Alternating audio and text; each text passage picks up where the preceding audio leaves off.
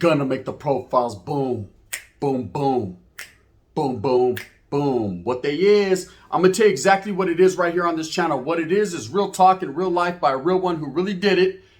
And what it ain't is added preservatives. I'm not gonna put tapatio on it. Sauce, no Louisiana hot sauce over here. We're not gonna fire it up and we're not gonna make it better than what it really is. I'm just gonna give it to you raw and direct, man. Real talk by a real one. Now look, I usually do profiles on this channel and I do a little bit of hood news. But today I wanted to give you something from my heart, something from the gunner heart, right? Something as real as it gets. It's not going to be one of your traditional funny ones and sauce que menudo and all that. I wanted to talk about real life. I wanted to talk about what happens when you and your carnal, your real blood brother, same mother, same father, same womb from the tomb, are both fighting life beefs at the same time. Now, not a lot of people can say that they've done that. Not a lot of people can say that they fought life cases at the same exact time. You and your little brother. You know, motherfucker that I toiled with in the soil from day one. Someone who I have so much love for right now, this moment, this second. If they said, hey, you guys could switch. He can come out and you can go in. I would do the rest of his time for him. Even with what's going on in the California Department of Corrections right now. So let's just sign me up. Let's go. Let's go right now. You know what I mean? I'm willing to do that. That's how much I love my brother. Now, I will say he's down to 18 months after doing a 27-year bid. He's been down for an extensive amount of time, and I can't wait till he gets out. The embracement will be real. I have not seen my brother since 1991, so it's been a long time coming. You know, that reunion will be fire. It's going to be lit, right? Let's just, hey, bro, I know you're watching this shit. It's going to be lit. But I will say this. There have been a lot of familias that have went through certain turmoil. They've had, you know, a lot of parents that have had a lot of their kids locked up, incarcerated. But there's very few that can say they had two sons fighting life cases, separate life cases, not together. We didn't go do a drive-by together, or we didn't fucking go rob someone together. Two separate life cases at the same time because of our own actions. Now, everyone that doesn't know the story, I will tell you a lightweight summary of the stories. First of all, I was incarcerated. I was incarcerated and I was doing a 3-year bid. I was just about to get out, man. I was on shit. I was smelling the Folgers in the morning. I was going to hit the gates. I was right there. You know, and of course, being the baboso that I was at the time, being an active gang member, thinking that I just knew what time it was. I ran my mouth when I shouldn't have ran my mouth. And I made some motherfucking statements that I shouldn't have made. And I said, you know what? So it's just like this. I told a vato that was fucking acting kind of stupid with me, and everyone knows the story. If you refer to Gunners Collective, I told him, hey, if you hit that yarda, I'm going to do some bad things to you, meaning I'm going to put some metal inside you. And of course, it took about 2 weeks, but eventually he did hit the yard, and I did just that, man. I grabbed me an RV, which was a razor, 8 razors taped together, and I continued to go outside, and I walked that motherfucking yellow brick road, and of course, I got to whacking, sticking, cutting, and all that, allegedly. Now, eventually, it all panned out good for me, and people know that story as well, and I fought that case, and I remember picking up that case, and the DA hitting me with a DA referral, so now I was facing 30 years, which basically is a life term, for aggravated attempted murder, an assault to, and a possession of a dangerous deadly weapon. Now, of course, I was flabbergasted. Word of the day, this was an insurmountable mountain. Hey, you, get off my mountain. It was a mountain that I wasn't willing to climb, but now I was on it and I had no choice but to go up so I can go over the other side. It was a hump like a camel's back that I didn't want to fucking ride, but I definitely was having to do what I had to do. So I remember I was depressed. I'm sitting in the oil in the cell like, damn, I done fucked my whole life up just because someone called me a Fresno Bulldog. It be like that sometimes, you know. Here I'm now friends with Fresno Bulldog, but at the same time, I was feeling disrespected because he was calling me out of my name. Whatever the case may be, I was fighting a life term. And I remember finally being able to get to a phone and let my jefita know after I'd written her several letters that, hey, you know, I might not ever be coming home again. Kiss my daughter, tell her I love her. And Saskia, at the end of the day, my own actions will feel the repercussions. I will feel the repercussions for my actions. And that was a fact. You know, and I'm speaking from the heart. It was one of the sickest feelings that I've ever had being incarcerated. I've been locked up my whole life. Okay, from a young kid, man, who got caught up in a murder case at a very young, tender age, and getting thrown in a fucking tiger's pen, you know what I mean, with the Tiger King. And of course, I had to come out with the motherfucking tiger skin jacket. I had to go through a lot. You know, a lot of people can't sit here and tell you that they went through a lot incarcerated. Some people went in, said it was all good in the hood. They were doing what they did. But I went through a lot of turmoil, okay? I went through a lot of ups and downs and a lot of striving for my people and for myself, and a lot of preventative measures I had to take with metal to make it happen for myself. So now it culminated into this one spot where I felt that I was going to press the issue and I was going to act like a motherfucking bully with a fully, and I was going to do what I did, all because someone called me out of my name, and I put some metal to him, cut off his ear, did all kinds of crazy shit that I never really spoken on. And of course, I was getting told on from different angles, man. It was just an ugly situation. So I called my jefita like this, and then I cut his ear off, right? Yeah, I know I'm a baboso. And then, right? And so I had to explain to her over the phone why I wasn't coming home because of my own actions. And that's a horrible thing that you ever have to go through, to explain to your family who have been loved ones, who have sat there, who have strived, who have struggled for you, and have done the time with you, that you're never coming home because guess what? You just couldn't get your shit together, man. You didn't know how to act right. You didn't make your next move your best move. You continued to do the same old thing, and it gets you the same old results. Only this time, there was going to be an L attached to the end of it. You know, 30 to life. Now, I wasn't facing 30 to life, but I was facing 30, and I was going to eventually catch life, because at that fucking, the momentum of that was only going to accumulate into more transgressions. Now, at the same time, meanwhile, my brother was out there wiggling. At this time, he was staying with my father. And allegedly, man, the story goes, you know, they got caught up on a home invasion shooting, to which they're saying my brother was the shooter. I can't call it like an alcoholic. Allegedly, I'm not going to sit here and say that he was or he wasn't. But at the same time, shots were fired. Man down. Orale, man down. There was a man down. There were several men down. And, of course, and a female. All right? People were down. People got shot. And it all went in due course. He was fighting 294 years. I remember he was fighting a long time. And, you know, we were actually writing each other back and forth. We were able to do that as siblings, as brothers. And he was asking me, you know, what should I do? How should I play it? What should I do? How should I go this route? What route should I go? And of course, he was in the Merced County Jail, functioning as an active Norteño that he was. And I told him, you know what? You need to bite the bullet, Holmes. You need to fucking put your muzzle on lock and don't say nada. And do like we said a long time ago, man. Just stick to the grind. 10 toes to the pavement, like the homeboy Bean Low says. And just do what you do. You know, it will all play out for the betterment of the people and for the betterment of yourself, man, as long as you keep your fucking boca on lock. And he did that. Oh, yes, he did. In fact, he didn't say one word to anyone for a long time. The homeboys were like, Sasuke, it's all good, bro. You can yell out cadence. He was like,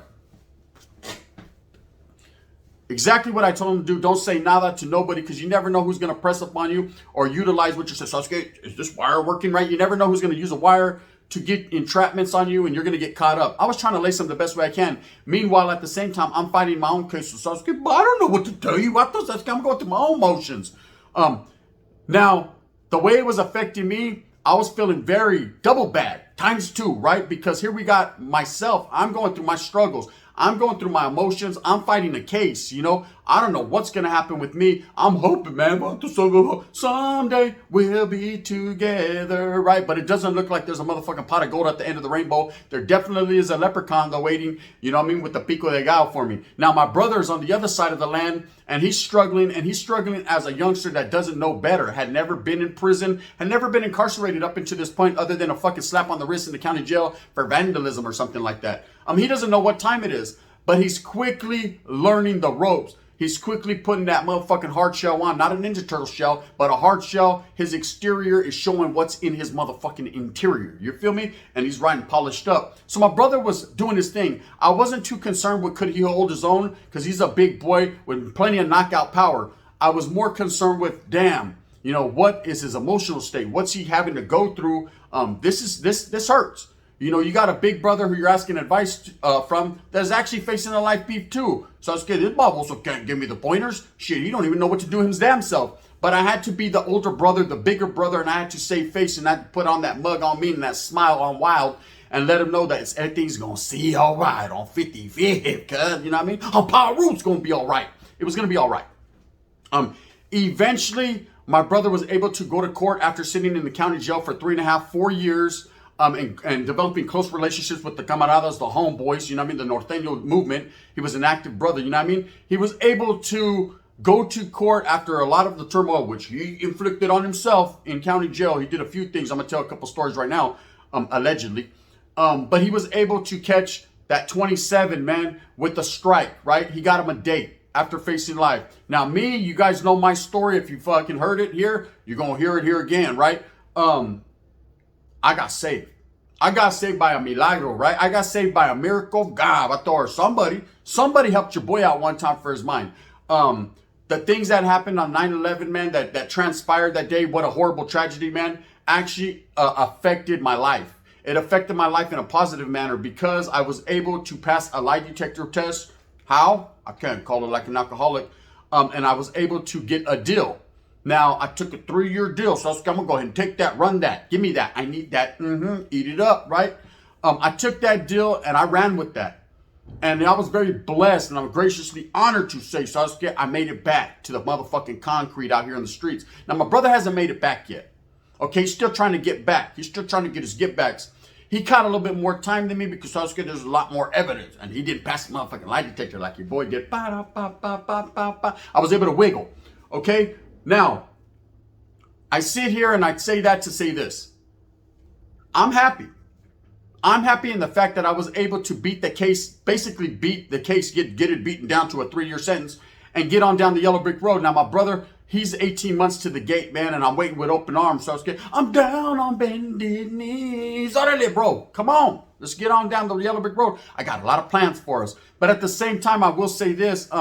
While we were going through our emotions, who was the real people struggling? We put ourselves in those positions. A lot of people don't think about it. So I did what I did because I felt like doing it that day. I felt like stabbing someone. So and I did, right? My brother felt like clickety clack, clack, clack, clack, clack, and getting a little bit of feria. And so he made the necessary moves to do what he did, allegedly, right? Because I can't call it like an alcoholic if it actually went down the way they said it did. But Sasuke, that's his story. One day he will tell it. Anyways, I have read paperwork though. Sasuke, I'm pretty familiar with the story. But that's his words, not mine. Now, look. Who was going through the motions really? Was it me or my brother? Now, I'm going to tell you who it was. It was my mother.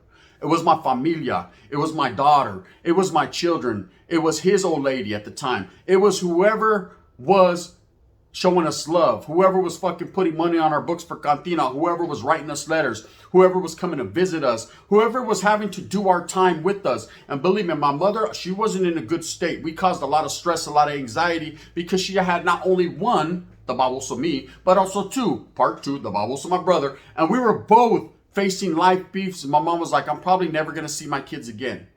Now, my dream in life, the only gift I can give my mother, I know Mother's Day was yesterday, the day before. The only gift I want to give her is to present her with myself and my brother on her front doorstep and say, we're still here, right? That's the greatest gift in life I can give her. You know, she gave me the greatest gift by breathing fucking air into my oxygen, into my lungs. And Sasuke, I was able to wiggle. I didn't utilize it in the way that she wanted me to, and neither did my brother. We actually went a different route. We went the gangbanging route. We went the norteño route. We went the motherfucking machismo route. We're having pride for our people when our people were really the brown people, but at the same time, we were shitting on our own people. Yeah, we were bad. Oh, we were all bad. Now we're all good. Okay, we're all good. And now what do? As Gunner, Sasuke, the number one baboso on YouTube, I push and I rock the narrative for the gente, for the brown people, man, for the uniting of all raza, all gente, man, black, brown, white, green, and everything in between. No amarillo, even though I'm wearing it. Bang, bang. We don't get down like that. But I will say, it's all love. You know, I can't wait for that day to come, and it's coming quickly. And it's something I've been waiting on for a long time. But ask yourself this, how would you feel if you and a sibling were facing life together? If you guys were both going through the motions, you know, how would it affect you? Because not only are you dealing with everything that you got going on, and believe me, man, there was a lot that was going into my case. Sasuke, I was flatlined. I was dusted and disgusted. The bitches can't be trusted. You know the rules. It was ugly for me, man. I was trying to get some knowledge that I couldn't get in college, man, but there was no one to give it to me. Because, see, my brother had me. So he could write me and I could give him advice. I don't know to what degree of advice I was giving him, but he had me to turn to. I had no one to rock with. No one to turn to. Everybody was like, I told you shouldn't have did that shit, but Sasuke, no, I'm big, I'm bad, right? So everyone, the same homeboys that were like, hey, yeah, man, the Vato's out here, man, let's move, right?